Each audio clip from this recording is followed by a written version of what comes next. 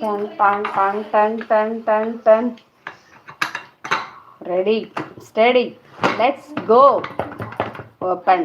Ton டன் டன் டன் டன் டன். டன். ஸோ எப்படி இருக்குது? செமல்ல.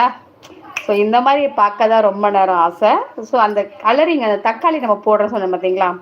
ஸோ இந்த மாதிரி அந்த தக்காளி வந்து அந்த தேங்காய் பால் சாதத்தில் தெரியும் போது நல்லாயிருக்கும். அது சேர்த்து சாப்பிடும்போது ரொம்பவே சூப்பராக இருக்கும். ஸோ இதை ரசித்து சாப்பிட்டா கண்டிப்பாக அந்த ஃபீல் உங்களுக்குமே தெரியும். ஸோ நான் இப்படி தான் தக்காளி போட்டால் நல்லாயிருக்கும். இதில் சூப்பராக இருக்குல்ல?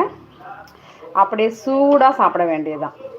ஸோ நெய்யெலாம் விடுவாங்க. ஸோ நெய் விட்டால் திகட்டும். ஏன்னா நம்ம எடுக்கிறதே தேங்காய் பால்.